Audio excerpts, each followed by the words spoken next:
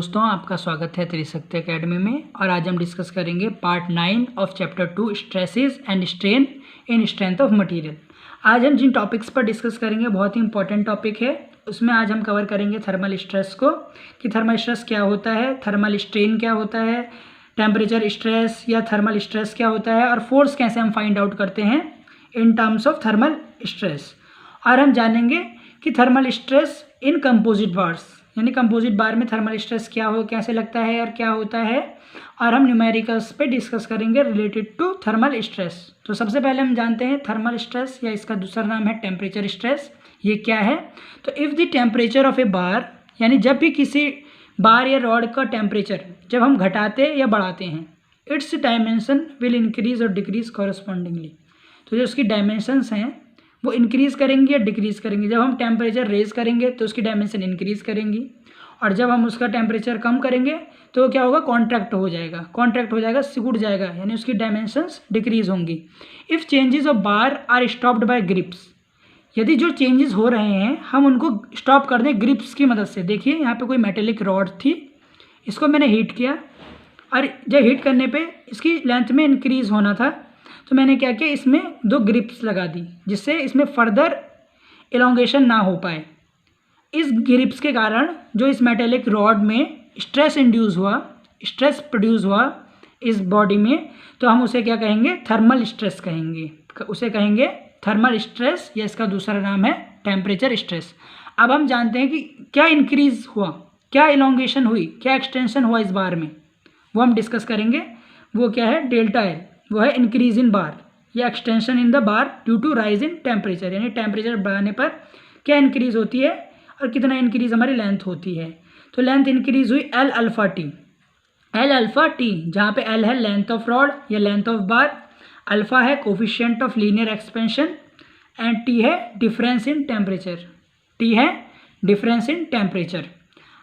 इसको हम ऐसे भी लिख सकते हैं, delta L is equal to L alpha T2 minus T1, where T2 is the greater temperature and T1 is the smaller temperature. तो ये फार्मूला आ गया हमारे पास, increase in length in the bar when the rise in temperature. जब भी हम किसी बार में टेम्परेचर को राइज करते हैं तो इंक्रीज इन लेंथ का फार्मूला होता है एल अल्फ़ा टी, जहाँ पे टी क्या है, टेम्परेचर डिफरेंस। अब हम डिस्कस करेंगे टेम्परेचर स्ट्रेन या थर्मल स्ट्रेन के बारे में। तो देखिए, हमें पता है स्ट्रेन क्या होता है, longitudinal strain delta L by L, increase in length by original length. तो यहाँ पे इंक्रीज क्या हुई लेंथ हमारी, due to rise in temperature, वही एल अल्फ़ा टी, और ओरिजिनल लेंथ थी इसकी एल, इसकी ओरिजिनल लेंथ क्या है मेटेलिक रॉड की एल। तो L alpha T by L is equal to alpha T. तो हमारे पास आ जाएगा temperature strain is equal to alpha T, where alpha is the coefficient of linear expansion. Yes, हर मटेरियल के लिए अलग अलग होता है coefficient of linear expansion, and T is the temperature difference. अब हम डिस्कस करेंगे टेम्परेचर स्ट्रेस के बारे में या थर्मल स्ट्रेस के बारे में। हमें पता है स्ट्रेस होता है strain into Young's modulus. Strain अभी हमने निकाला है ऊपर alpha T into E is known as temperature stress. अब हम डिस्कस करेंगे फोर्स के बारे में, कि फोर्स क्या है। फोर्स इज इक्वल टू होता है स्ट्रेस इंटू एरिया। स्ट्रेस को हम सिग्मा से डिनोट करते हैं और एरिया को ए से। अब देखिए, स्ट्रेस हमने अभी ऊपर निकाला है अल्फ़ा टी ई, तो अल्फ़ा टी ई पुट करेंगे स्ट्रेस के स्थान पर, और एरिया है ए। इससे जब हम इसकी मल्टीप्लाई करेंगे तो हमारे पास फोर्स आ जाएगी। अब हम डिस्कस करते हैं थर्मल स्ट्रेस इन कंपोजिट बार। हमें पता है कंपोजिट बार क्या होती हैं, जो 2 मेटल से बनी होती हैं और वो एक साथ फास्टेंड की जाती है, उनमें एक साथ फोर्स दिया जाता है। वो सेम लेंथ की भी हो सकती हैं और डिफरेंट लेंथ की भी हो सकती है, यानी एक ऐसा क्रॉस सेक्शन जो 2 मेटल से बना हो, उसे हम क्या कहेंगे, कंपोजिट सेक्शन या कंपोजिट बार कहेंगे। Consider 2 bars, one of steel and other one is brass, यानी एक स्टील की रॉड है और एक ब्रास की रॉड है। हमें पता है जब हम इन दोनों को, क्योंकि ये दोनों सेम लेंथ की हैं, इनकी लेंथ एल है, मानिए इनकी लेंथ एल है, ईच ऑफ लेंथ एल, जब हम इसको एक साथ फास्टेंड करते हैं, एक साथ इन दोनों में फोर्स लगाते हैं, तो क्या होगा, इंक्रीज इन लेंथ होगी ड्यू टू थर्मल स्ट्रेस। हम जब इनको हीट करेंगे तो और फोर्स जो इनमें लगेगा उसके कारण इनकी इंक्रीज होगी लेंथ। तो हमें पता है कि दोनों में इंक्रीज़ क्या होगा, दोनों में इंक्रीज़ क्या होगा, एक्सटेंशन जो होगी वो क्या होगी ब्रास बार में और स्टील बार में, L alpha B into delta T, और एक्सपेंशन इन स्टील बार में क्या होगी, L alpha S into delta T, जहाँ पे अल्फ़ा बी है coefficient of linear expansion for brass and alpha S है coefficient of linear expansion of steel. हमें पता है since coefficient of thermal expansion of brass is more than steel, यानी जो brass का थर्मल एक्सपेंशन होता है वह स्टील से ज़्यादा होता है, तो एक्सपेंशन ब्रास में अधिक होगा, एक्सपेंशन ब्रास में अधिक होगा, वह ज़्यादा, उसकी लेंथ ज़्यादा इंक्रीज़ करेगी। देखिए इसकी लेंथ यहाँ तक हमारी इंक्रीज़ की है और स्टील की लेंथ सिर्फ यहीं तक इंक्रीज़ की है क्योंकि इसका थर्मल एक्सपेंशन कम है।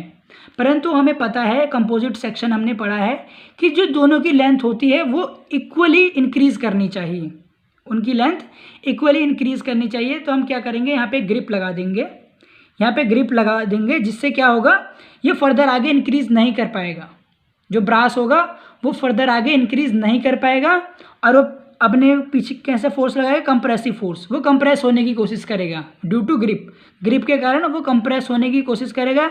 और स्टील जिसको भी डेल्टा एल लेंथ कवर करनी है क्योंकि delta L S is equal to delta L B है, यानी एक्सपेंशन या एक्सटेंशन इन ब्रास और एक्सटेंशन इन स्टील बराबर होना चाहिए। तो स्टील को भी डेल्टा एल लेंथ कवर करनी पड़ेगी, इसलिए उसमें कैसा फोर्स इंड्यूस होगा, एक टेंसाइल फोर्स इंड्यूस होगा। ब्रास में कंप्रेसिव फोर्स लगेगा और स्टील में टेंसाइल फोर्स लगेगा ड्यू टू ग्रिप, क्योंकि हमें पता है दोनों में इंक्रीजमेंट और जो इलॉन्गेशन है वो इक्वल होगा in brass bar and steel bar. अब हम देखते हैं कि जब दोनों बार्स को फास्टेंड किया जाता है एक साथ, जब इन दोनों बार्स में एक साथ फोर्स लगाया जाता है, तो देखिए अभी हमने बताया कि दोनों में जो इंक्रीज इन लेंथ है वो इक्वल होगी, delta L B is equal to delta L S. अब इनमें जो कितनी इंक्रीज होगी वो हमें पता करनी है। तो इंक्रीज होगी एक तो इसके मैकेनिकल प्रॉपर्टीज़ के कारण और ड्यू टू जो हम इसका टेम्परेचर रेज कर रहे हैं उसके कारण। एक तो जो हम फोर्स लगा रहे हैं mechanically and other one is जो हम इसका टेम्परेचर रेज कर रहे हैं उसके कारण जो इसकी लेंथ इंक्रीज़ हो रही है। ऐसा ही स्टील में भी डेल्टा एल एम एस जहाँ पे मैकेनिकल फोर्स के कारण और due to delta L T C T S जहाँ पे टी एस है मेरे पास टेम्परेचर ऑफ, मतलब जो इंक्रीज़ हुआ है टेम्परेचर के कारण जो इंक्रीज़ हुई है लेंथ इन स्टील।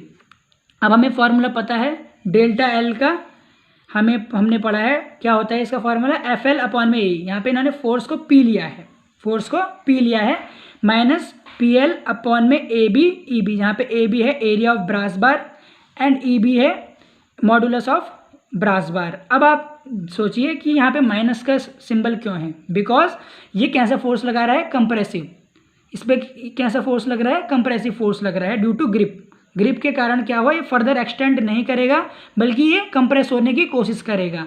और एक इसका हुआ ये ड्यू टू टेम्परेचर रेज के कारण जो इसमें एक्सटेंशन हुई L alpha B into delta T.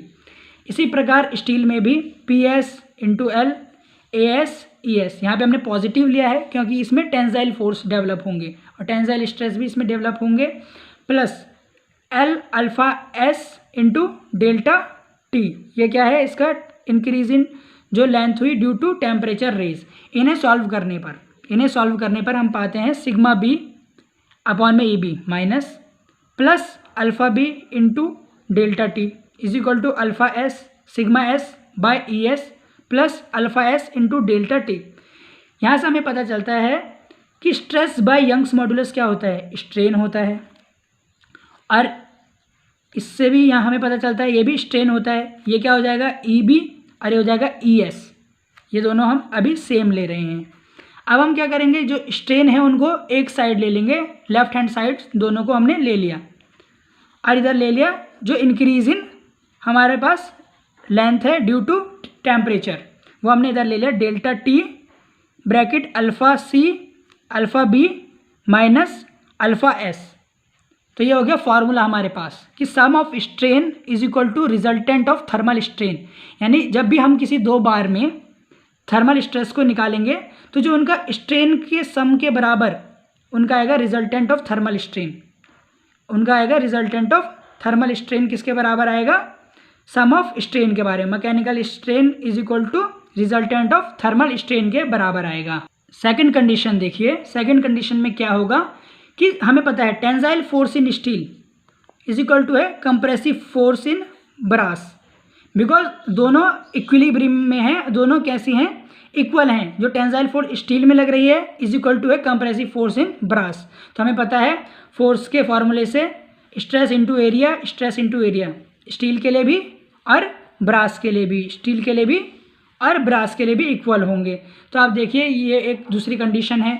इससे हम क्या करेंगे, इंक्रीज इन लेंथ निकाल सकते हैं। हमें पता है इंक्रीज इन लेंथ ब्रास के लिए भी बराबर है और स्टील के लिए भी बराबर है। तो इसका फार्मूला हो जाएगा, यह है mechanical plus thermal, mechanical plus thermal, यानी मैकेनिकल फोर्स के कारण जिसमें इंक्रीज हुई लेंथ वो है sigma S into L by E S, plus जो टेम्परेचर राइज के कारण इसकी इंक्रीज हुई length L alpha S into delta T. यहाँ पे आप बी भी ले सकते हैं ब्रास के लिए, दोनों इक्वल होंगे।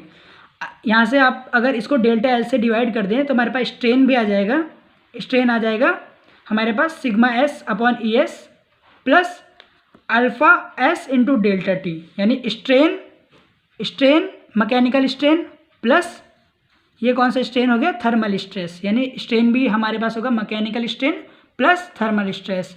इसी के साथ हमने थर्मल स्ट्रेस जान लिया है कंपोजिट बार में कैसे निकालते हैं। अब हम डिस्कस करते हैं न्यूमेरिकल सेक्शन के बारे में रिलेटेड टू थर्मल स्ट्रेस।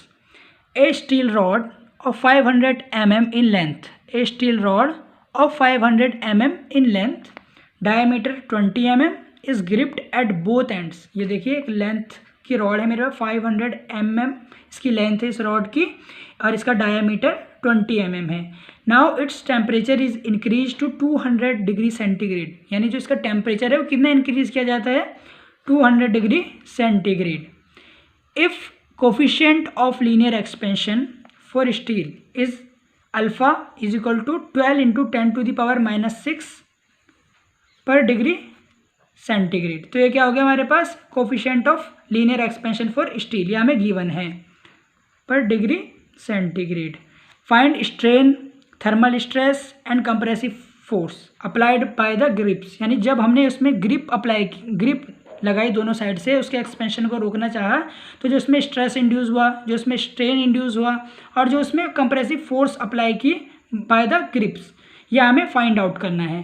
तो अब देखिए हमारे पास यहाँ पर डायग्राम है, इस डायग्राम से हम समझने की कोशिश करेंगे और अच्छे से कि एल हमें गिवन है 500 mm, D 20 mm, T 200 centigrade, alpha 12 into 10⁻⁻6। सबसे पहले हम क्या करेंगे, एरिया निकालेंगे। सबसे पहले हम एरिया निकालेंगे बिकॉज हमें फोर्स निकालना है और फोर्स के लिए हमें एरिया चाहिए।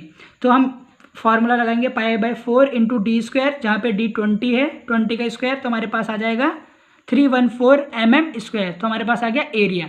हमें पता है स्ट्रेन निकालने के लिए हमें एरिया की जरूरत नहीं है और हमें पता है thermal strain is equal to alpha T होता है। अल्फा हमें गिवन है 12 इंटू 10⁻⁻6 एंड टी भी गिवन है 200। जब हम इन सब की मल्टीप्लाई करेंगे तो हमारे पास आ जाएगा thermal strain is equal to 2.4 into 10⁻⁻3। ये हमारे पास आ गया थर्मल स्ट्रेन। अब हम देखते हैं थर्मल स्ट्रेस की ओर।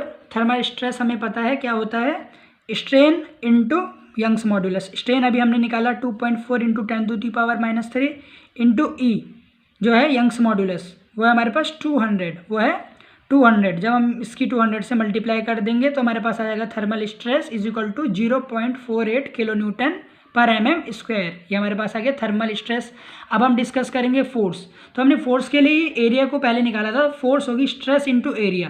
तो स्ट्रेस को मैं यहाँ पे पी से या सिग्मा से डिनोट करता हूँ, तो यहाँ पे सिग्मा इंटू ए, तो सिग्मा हमने अभी निकाला 0.48 इंटू एरिया जो है 314। जब हम इसकी मल्टीप्लाई करेंगे तो हमारे पास आ जाएगी force applied by the grips, ये क्या आएगी 150.72 kN। इसी के साथ हमारे न्यूमेरिकल एंड होता है। इसी न्यूमेरिकल से हमने समझा थर्मल स्ट्रेन के बारे में, थर्मल स्ट्रेस के बारे में और force applied by the grips के बारे में हमने जाना। इसी के साथ part 9 of stress and strain chapter end होता है। इसी के साथ यदि आपको इस वीडियो से रिलेटेड कोई भी क्वेरी हो तो आप त्रिशक्ति अकेडमी के कमेंट सेक्शन में कमेंट कर सकते हैं। इसकी अगली वीडियो में हम डिस्कस करेंगे वेरियस न्यूमेरिकल्स जो हर टॉपिक से लिया जाएगा, इंपॉर्टेंट न्यूमेरिकल्स लिए जाएंगे, उन पे हम डिस्कस करेंगे। यदि आपको ये वीडियो पसंद आया हो तो प्लीज़ आप इसे लाइक करें। बहुत बहुत धन्यवाद।